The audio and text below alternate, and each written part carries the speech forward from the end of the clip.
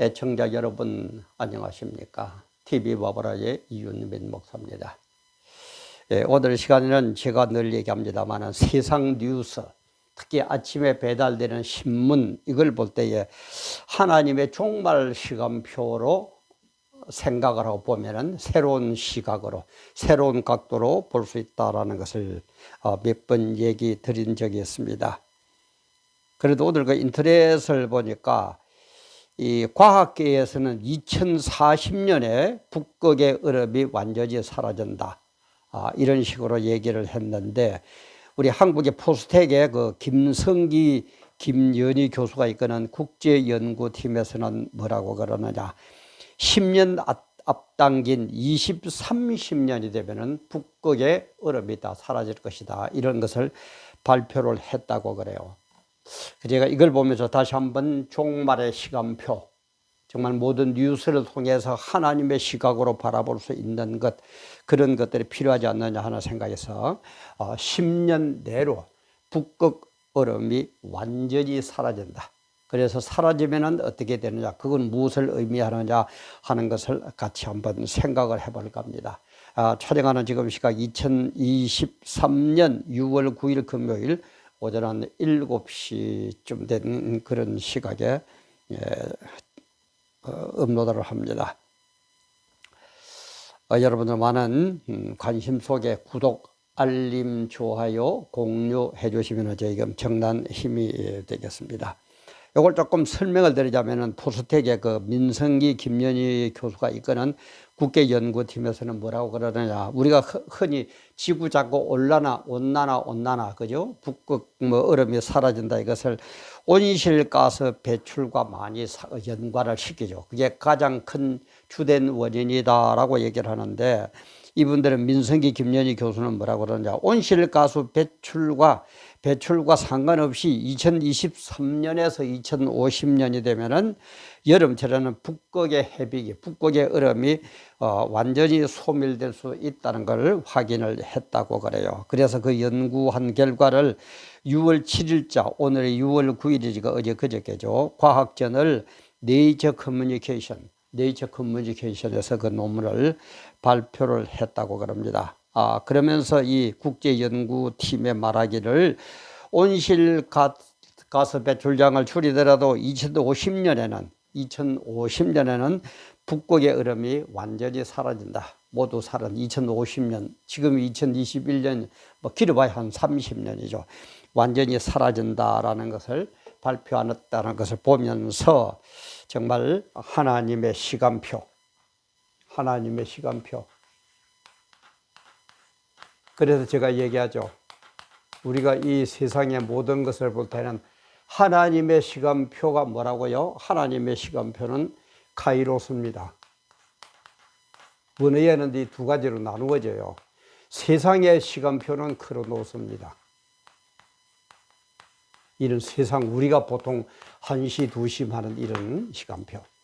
그래서 우리는 크로노스도 볼 줄 알아야 되지만 카이로스를 먼저 보고 카이로스를 통한 크로노스의 진행 상황을 알아봐야 됩니다. 그래서 제가 늘 얘기하죠.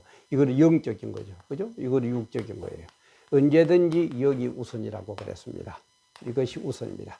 그래서 카이로스의 시간표도 보고, 그러고 나서 크로노스 세상의 시간표를 봐야 실수가 없고 바르게 볼 수가 있습니다. 그래서 성경의 하나님의 시간표, 종말론을 보기 위해서는 제가 여러 가지 딴 데도 성경에 여기저기 막 있습니다만은, 제가 늘 얘기하는 마태복음 24장,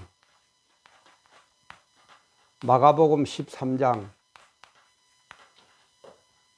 누가복음 21장, 그리고 계시록, 요거는 여러분들 꼭 좀 보세요. 꼭 좀 보세요. 그렇게 어렵지도 않습니다. 계시록에 대한 것도 제가 얘기한 게 들어있으니까 찾아보시면 또 될 겁니다. 제발 좀 보셔가지고 하나님의 시간표, 카이로스가 어떻게 흘러가는가, 어떻게 진행될 건가. 딴 데 되지만 대표적입니다. 마태복음 12장, 23장, 누가 이걸 요 세 개를 합해서 종말장이라 그러죠. 그죠? 이 세상 종말에 대한 얘기를 하고 있고, 요것을 완성시키는 게 계시록 전체입니다. 아무리 바쁘시더라도 이것은 꼭 여러분들 보시면은 현대 돌아가는 이 세상 돌아가는 모습에 대해서 많은 힌트를 얻고 해답을 얻고 도움을 얻게 됩니다. 그래서 누가복음 21장 25절에는 보면 뭐라 그러냐, 일월 성신에는 징조가 있고 종말됩니다. 일월 성신, 하늘의 별, 달 이런 거 전부죠, 그죠? 일월 성신에는 징조가 있겠고 땅에서는 민족들이 바다와 파도의 우는 소리, 바다와 파도의 우는 소리를 인하여 혼란한 중에 곤고하리라. 바다와 파도의 우는 소리. 얼음과 북극 얼음과 말에 연관이 되지 않습니까? 그죠? 바다와 파도의 우는 소리를 인하여 혼란한 중에 곤고하리라. 혼란한 가운데서 굉장한 어려움을 당할 것이다 라고 이렇게 예고를 하고 있습니다. 그래서 제가 종말을 강조하는 이유, 종말을 왜 강조한다고 그랬습니까? 이거는 때를 알아야 되거든요. 때의 문제거든요. 그죠? 시간의 문제, 카이로스 크로노스의 문제거든요. 그래서 제가 예를 잘 듭니다만 자녀 교육도 그죠? 우리 자녀를 기를 때 어떡합니까? 자녀의 일평생이 이렇게 쭉 돼 있다면 어릴 때는 어떡하든지, 전복이 때는 어떡하든지 잘 먹고 똥 잘 싸고 잘 크면 돼요. 그죠? 그게 제일 소원이에요. 그리고 학교에 들어가고 학생들이 되거나 뭐 어쨌든 건강하게 공부 잘해라. 그죠? 이렇게 얘기하죠. 또 청년이 되면은 좋은 때 취직하고 좋은 배필 만나가지고 행복하게 살아라. 또 그때면 어떡합니까? 중년이 되고 노년이 되고 나이가 들면은 이제는 죽음에 대해서 준비를 해라. 이것이 맞는 거예요. 때에 따라서 다르죠. 그죠? 때에 따라서 강조점이 달라집니다. 그러나 이 전체적인 흐름으로 볼 때는 뭡니까? 훌륭한 사람이 되어 가지고 국가와 민족을 위해서, 사회를 위해서 헌신하는, 봉사하는 좋은 훌륭한 사람이 되어라. 그겁니다. 그래서 전체와 부분이 언제든지 조화를 이루어야 되죠. 그죠? 전체와 부분, 그때그때의 때가 전부가 조화를 이루어야 됩니다. 조화를 이루면서 국가와 민족을 생각을 해야 되죠. 그죠? 사람을 기르는 거예요. 우리가 이 세상 신앙생활도 마찬가지입니다. 창세기 때는 뭡니까? 생육하고 번성하는 것. 출애굽한 민족은 어떡합니까? 어떡하지? 가나안 땅을 정복하는가. 그 다음에 예수님 때는 어떻게 하든지 예수를 잘 믿어가지고 구원받는 것. 그리고 종말 때는 어떻게 하든지 종말의 때를 알고 주님 재림 심판의 그날을 잘 대비하는 것. 지금은 어느 때입니까? 종말 때잖아요. 그러니까 지금 그걸 강조해야 돼요. 안 하면 이상한 거예요.